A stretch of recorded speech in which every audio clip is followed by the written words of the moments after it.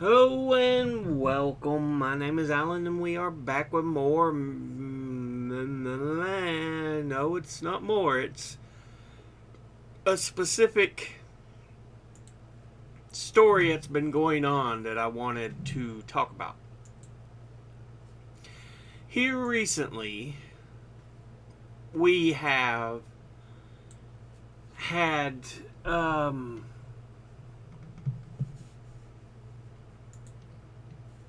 was it that one? No, it was back here on the hill. Okay. Just shows y'all I don't really put a whole lot of forest study into it, but this is from the hill. Christianity Today editor-in-chief Russell Moore on Sunday said many congregations in the U.S. are either divided or tense as a result of controversies surrounding former President Trump, who is running again for the White House in 2024. I mean, one of the most dismaying aspects of the Trump years is the fact that Donald Trump is at the center of everything. Almost every congregation that I know of is either divided or tense about these sorts of political controversies coming out of the Trump years, he tells Chuck Todd on NBC's Meet the Press.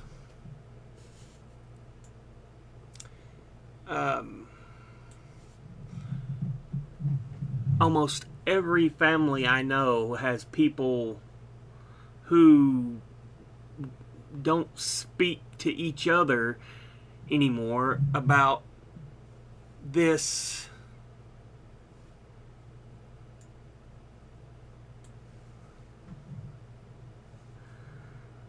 personality and this figure, and I think there are a lot of people, including conservative evangelicals like me, who are looking at this and saying, are we really going to do this again? Haven't we seen this already?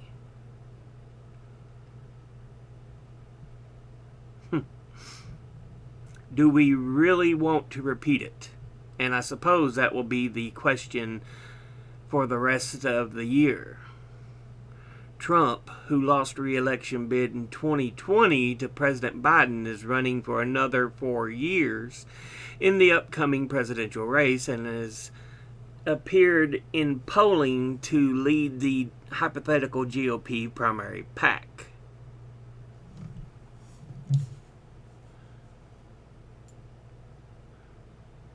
I'm trying to see if they have.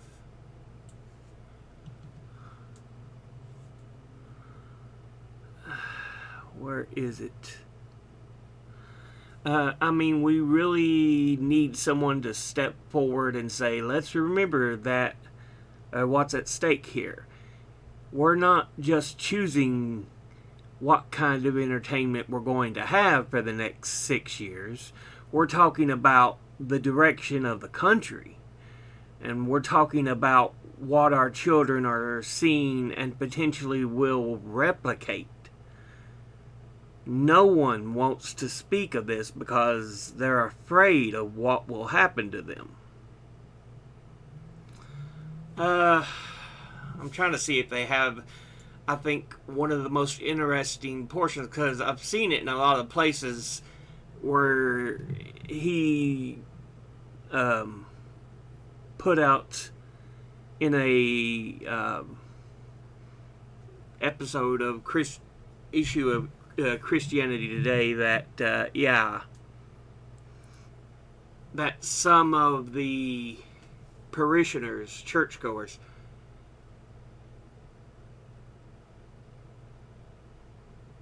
hear the Sermon of the Mount read, and they say that's too weak, that won't work now. And it tells you the ideology of some of these people. They're so far brainwashed that they believe a war is coming. There's no war coming unless they start it. I assure you, no one on the left wants a war, but they're going to express their thoughts on stuff.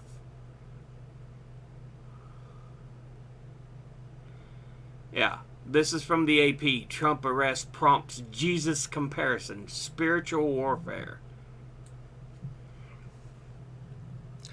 For the most devoted Trump conspiracy theorists, there are no coincidences and timing is everything. So when ex-President Donald Trump was arraigned Tuesday on charges that he falsified business records to obscure hush money payments in an effort to influence the 2016 election, some of his most ardent followers quickly noted the court appearance came during Christianity's most sacred week, Holy Week, when many Christians commemorate Christ's crucifixion and resurrection. And this was from the AP, released April the 5th of this year.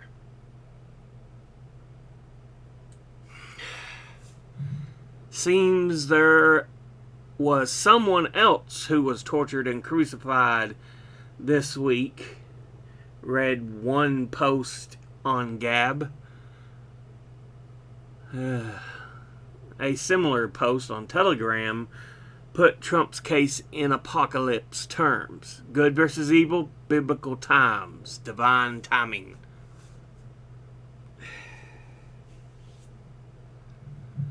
Comparisons likening Trump to Christ were among the top online narratives about the Republican former president and his criminal charges circulating in the last several days.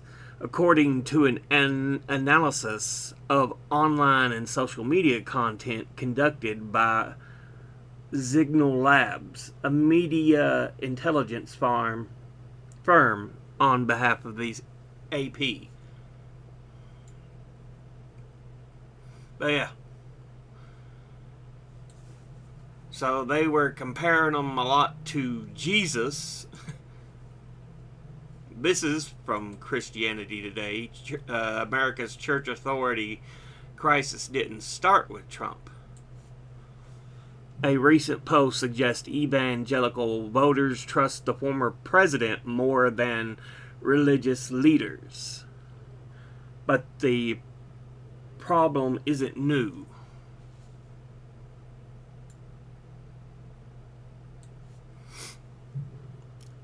The four-bar graph on the CBS YouGov poll results, which made the rounds on social media this week, was undoubtedly crafted to go viral, and go viral it did. The chart showed that Republican primary voters who plan to back former President Donald Trump in 2024 find him to be the most trustworthy, ahead of conservative media figures, religious leaders, and even their own families and friends. Fully 7 in 10 said they feel that Trump tells them that what Trump tells them is true, but only 4 in 10 felt religious leaders merit the same trust.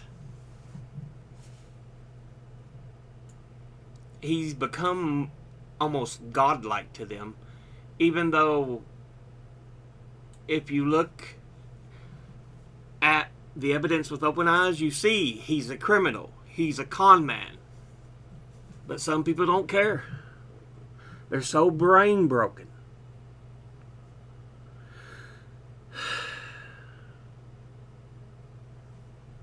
Yeah. Feel what they tell you is true. Trump at 71%. Next is friends and family, then conservative media figures, then religious leaders.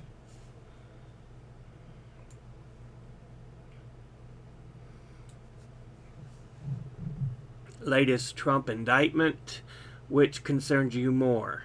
Indictment is politically motivated. then both, which is the first one and this last one, Trump tried to overturn presidential election. He did. You look at the evidence with unbiased eyes, it's clear as a bell. But again, there's people that don't care about facts. They just don't give a damn. You know, it's what I believe or there's nothing at all. That's how they treat things.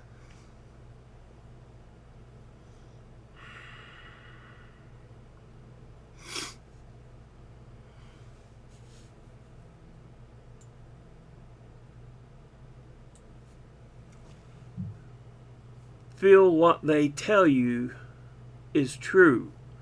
Trump at 71%. Then friends and family below that. Then conservative media figures. And then religious leaders. Oh my God. It's so stupid. And yet, this is where we're at. The great con man telling them what they want to hear, so that's who they believe in. Now, here's a story from The Intelligencer back in May of this year.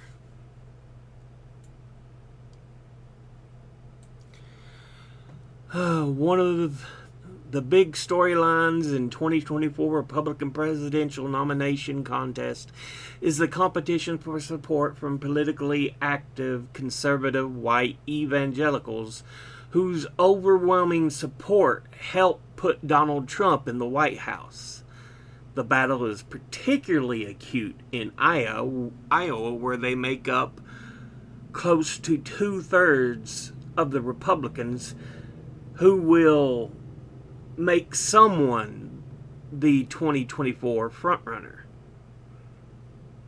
Trump actually lost Iowa evangelicals and the Iowa caucuses to Ted Cruz in 2016, but won an astonishing 81% of self-identified white evangelicals nationally in 2016's general election.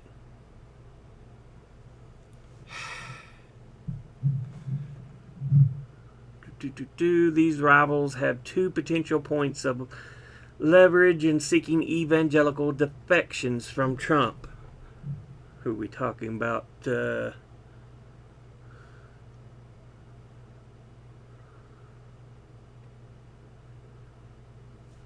Him to lose traction. Okay. So it's just talking about all the other Republicans.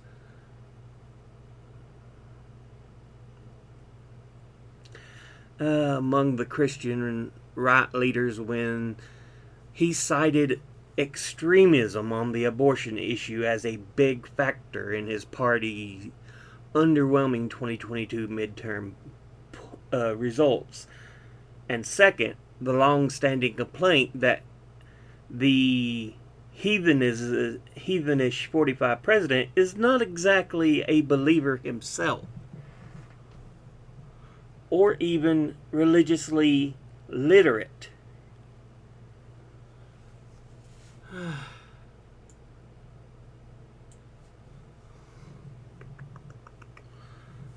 Mike Pence. But the connection between Trump and conservative evangelicals may be stronger than can be measured by such tangible metrics as shared theological beliefs or even fidelity to Christian right political crusades. On the latter front, Trump can boast a record of keeping his promises, particularly his pledge to appoint Supreme Court justices willing to overturn Roe v. Wade to conservative Christians that no future pledges of conservative cultural activism can ever match. Yeah. Anyway, it's taken a while to get into the bulk of the story, but it's supposed to be saying they almost compare Trump to Jesus. or may even see him over Jesus.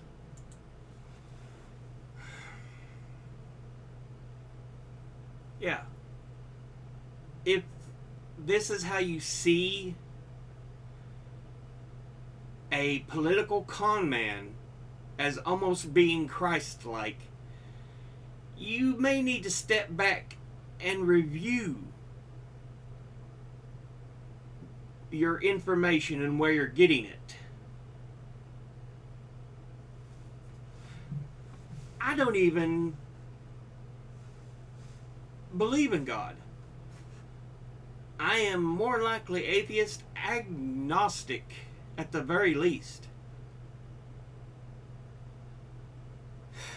But even I can see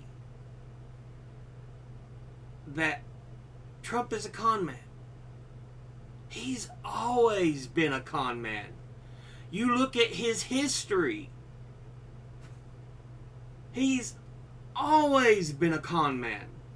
And yet people are like, he's like Jesus. I praise him. And we're probably already at that point. And it makes me wonder, are we actually at the prophecy of the Antichrist, the one who thinks who tries to convince people he's the one to follow?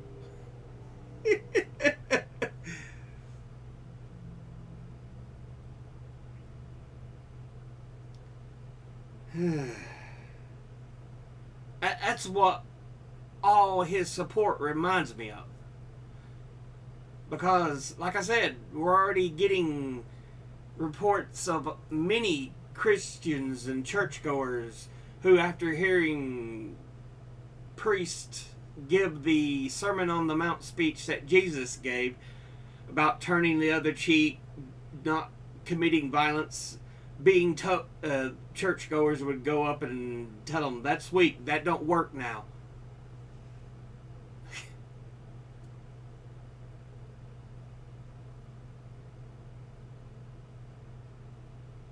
And here, like I said, funny thing is, you look at the left, even your neoliberal crap, mid-card, middle-of-the-road BS, they don't want violence either. There is nobody on the left that wants violence. But I hear it all the time from right-wing talking heads. There's a civil war coming. Not unless you try to institute it.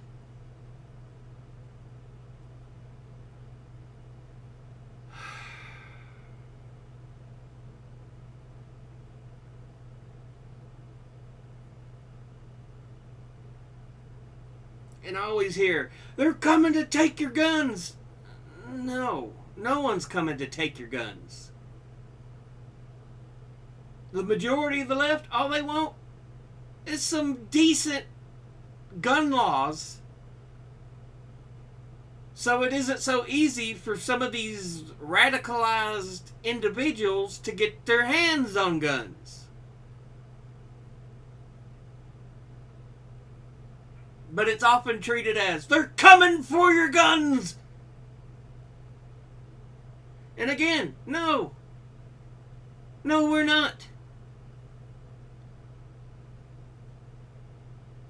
I've stated many a time, I think people have a right to own guns. You know, home defense, hunting, or just, if you go out in the woods, practice shooting. Perfectly fine. Go out in the woods, go out to a gun range. I don't think anybody should be denied the right to most guns. Now, there is a certain amount of guns. I feel it's like, why do you need that? That makes no sense. But the rest of it, that's fine.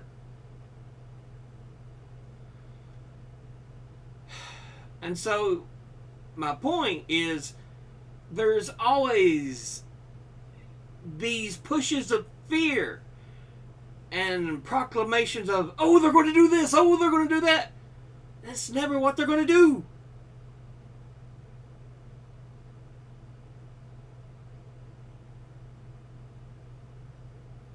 It's just to keep or to put certain members of the Republican base in a fearful state that, you know, people will want to come for you or your things. That's just not the truth.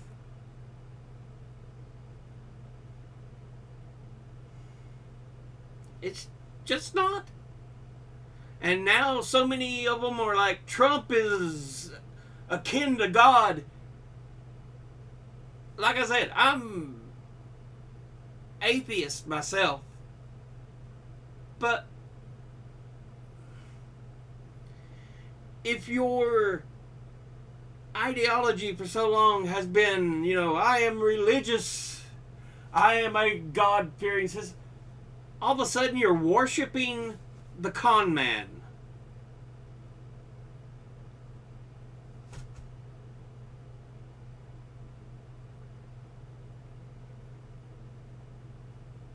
You might need to step back and question things, because the information you're getting is just not factual.